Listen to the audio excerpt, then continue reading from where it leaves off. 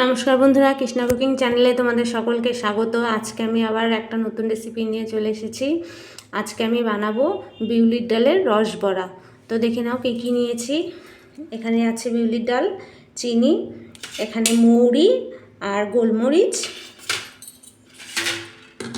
এখানে আছে 4টা এলাচ। আমি ডালটা এক বাটি নিয়েছিলাম, ভিজিয়ে রেখেছিলাম দুপুরবেলা, কেননা এটা ভিজতে একটু সময় লাগে, তাই ফুলে এতগুলো হয়ে গেছে। তো দেখো কি কড়াইটা গরম করে নিয়েছি। এবার আমি এই যে মৌরিগুলো আর এই গোলমরিচটা একটু হালকা গরম করে নিয়ে এটাকে একটু থেতো করে নেব।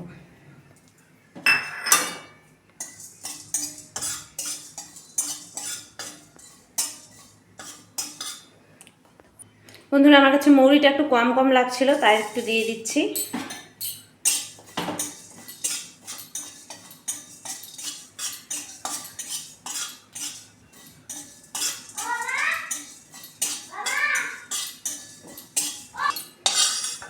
এটা আমি নামিয়ে নিচ্ছি। বন্ধুরা, তোমাদের মাপটা দেখানোর জন্য আমি বাটিটা খালি করে নিলাম। আমি এ বাটি দিয়ে ডাল ভিজিয়েছিলাম 1 বাটি, এ বাটি দিয়ে 1 বাটি চিনি নিয়েছি। এবার এ বাটি দিয়ে 2 বাটি। শিরাটা বানানোর জন্য আমাদের প্রথমে আগে জল দিতে হবে।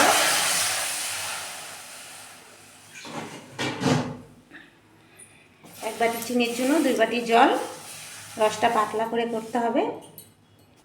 আমি চিনিটা ঢেলে দিচ্ছি।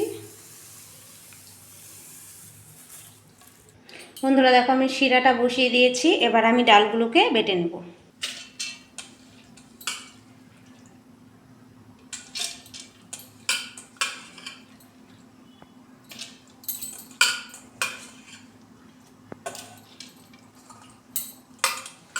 বন্ধুরা, আজকে আমি তোমাদের সঙ্গে ছোট একটা টিপস শেয়ার করছি।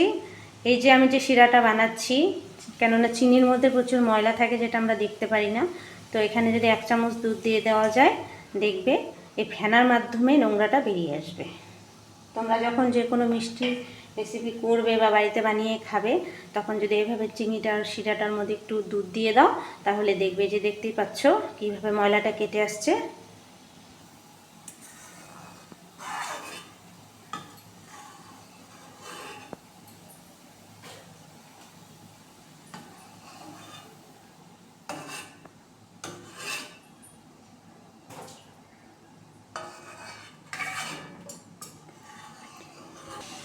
বন্ধুরা, আমি ডালটা পেস্ট করে নিয়েছি। এবার এর মধ্যে সামান্য একটু নুন দিয়ে দিচ্ছি। একটু নুন দিলে পরে মিষ্টিটার ব্যালেন্সটা ভালো হয়। মশলাটা যে করে রেখেছিলাম সেটাকে দিয়ে দিচ্ছি।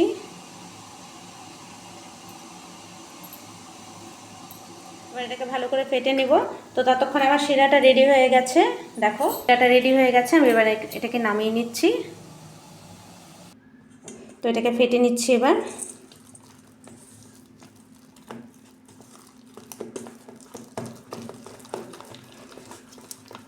এটাকে যত ফেটা যাবে তত ফ্লাফি হবে, বড়াটার ভিতরে রসটা ঢুকবে, খেতে ভালো লাগবে।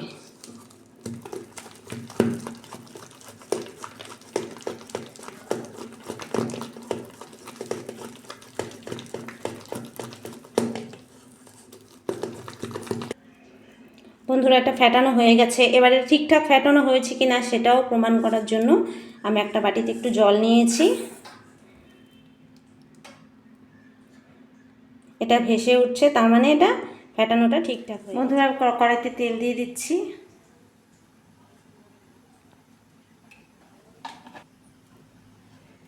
তেলটা গরম হয়ে এসছে বন্ধুরা, এবার বড়াগুলো দিয়ে দিচ্ছি।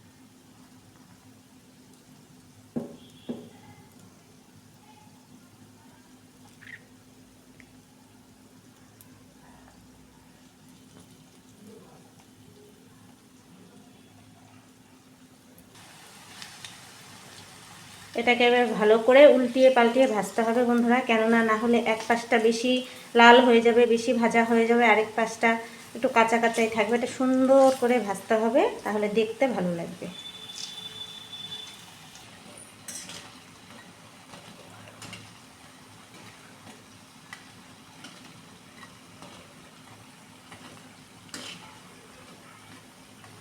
কত ছোট ছোট দিয়েছিলাম, কত বড় হয়ে গেছে ফুলে, এর জন্য ফেটানোটাই মেন ব্যাপার।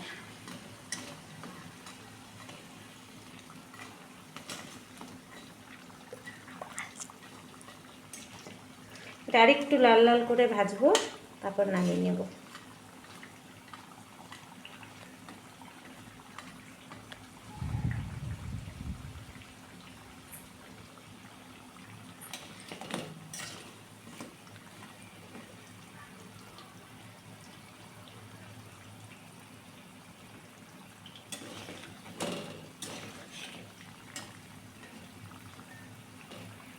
হয়ে গেছে বন্ধুরা, নামিয়ে নিচ্ছি।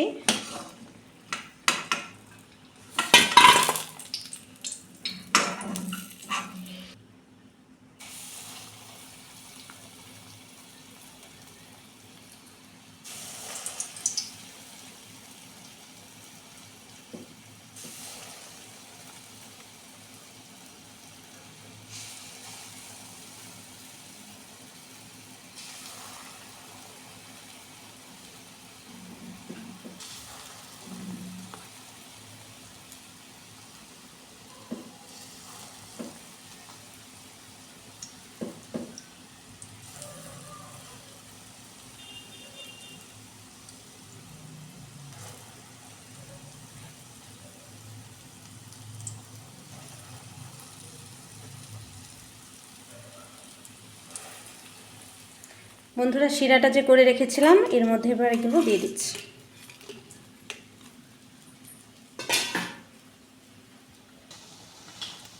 এগুলো প্রায় ভাজা হয়ে এসছে, আর একটু ভেজে এগুলোকেও রসে দিয়ে দেবো।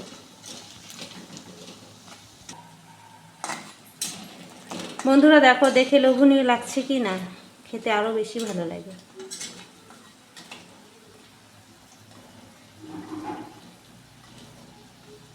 বন্ধুরা এগুলোও হয়ে গেছে, এবার এগুলোকেও নামিয়ে নিচ্ছি।